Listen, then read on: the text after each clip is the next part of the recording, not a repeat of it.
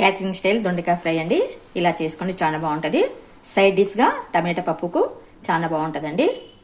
ఈరోజు నేను టమాటా పప్పు చేసిన. దీనికి సైడ్ డిష్గా వెల్కమ్ టు మై బొమ్మరి సునీతాస్ కిచెన్ అండి.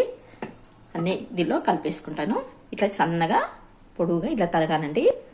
తిన్నగా పతలాగా తరుక్కోవాలి. 1 కప్పు శనగపిండి అండి. చాలండి, ఎక్కువ వేయకూడదు. కారం అండి కొద్దిగా. ఇది అన్నంలోకి సైడ్ డిష్కి పప్పుకు నంచుకొనిక చేస్తున్నాను. పసుపు చిన్న స్పూన్ అండి. జీలకర్ర పొడి వేసుకోండి. ఇంత చిన్నగా ఉందో స్పూను. కార్న్ ఫ్లోర్ అండి. కొంచెం తొందరగా రోస్ట్ అవుతాయి అన్నమాట.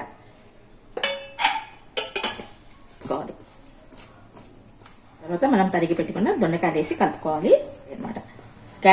క్యాటరింగ్ స్టైల్లో చేస్తారండి ఇది. కొంచెం కొంచెం వేసి కలుపుకోండి. వేసి కలపద్దండి. వాటర్ వేయకండి. అంత కలిపేసుకోండి. ఎక్కువ వేయకూడదండి. బైండింగ్ శనగపిండి తగలాలంతే. చాలా బాగుంటుందండి. చూడండి, ఇంత చాలు, అంతకంటే ఎక్కువ ఉండకూడదు. ఆయిల్ కొద్దిగా వేసుకొని వేయించుకోండి. ఆయిల్ కొద్దిగా వేసుకోండి. ఇట్లా వచ్చి ఇంకా కొద్దిగా ఆయిల్ కావాలండి. ఒకటి ఇప్పండి.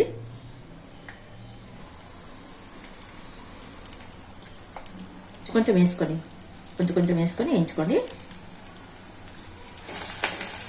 లైట్గా కలపండి. మనం తీసే ముందర కరివేపాకు వేసుకోవాలి. ఇష్టం ఉంటే పల్లీలు కూడా వేసుకోవచ్చండి. నేనేమి పల్లీలు ఏమి వేయడం లేదు. పిల్లలకైతే ఇంకా పల్లీలు వేస్తే బాగుంటుంది. ఇది నేను రైస్లోకి చేస్తున్నానండి.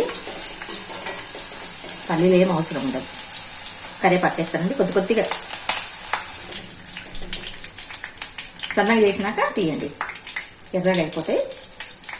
చూసి తెచ్చిన రోజే చేస్తే, అప్పటికప్పుడు తెచ్చుకొని చేస్తే ఇంకా టేస్ట్ ఉంటాయండి. మనం కూర స్టవ్ ఎక్కించుకోండి. కలపకూడదండి.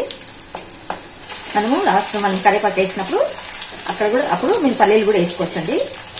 నేను సింపుల్గా చేస్తున్నాను, పల్లీలు వేయకుండా.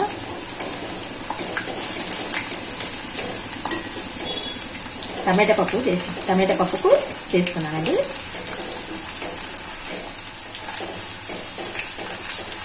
కొంచెం కరివేపాకు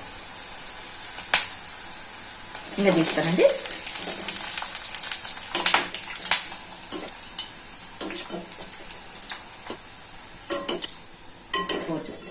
ఈవినింగ్ కొంచెం కార్న్ ఫ్లోర్ వేస్తే చాలా టేస్ట్ ఉంటాయండి. చూడండి ఎంత సౌండ్ వస్తున్నాయో.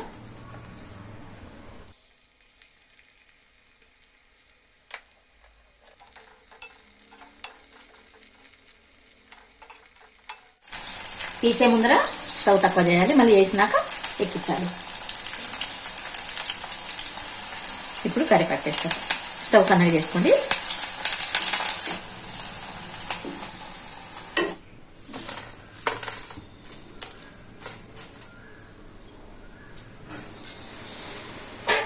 ఆయిల్ అస్సలు పట్టలేదండి.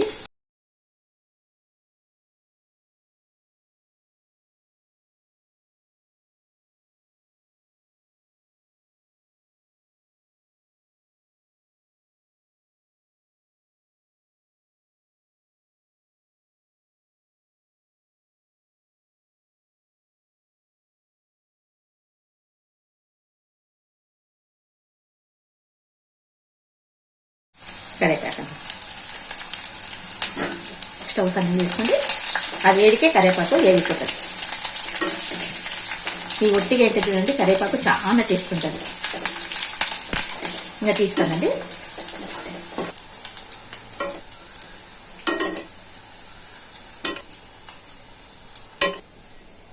మాడిపోకుండా తీసుకోండి.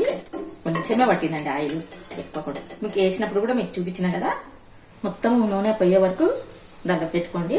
స్టవ్ బంద్ చేసినానండి.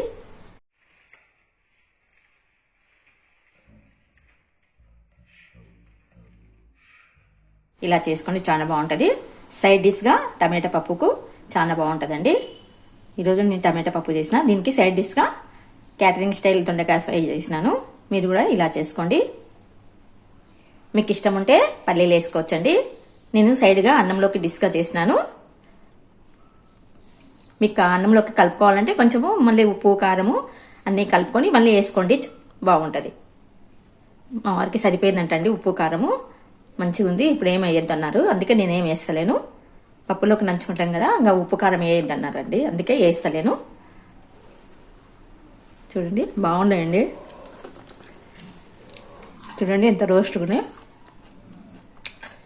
కొంచెం కార్న్ఫ్లోర్ వేయాలండి, బాగుంటాయి.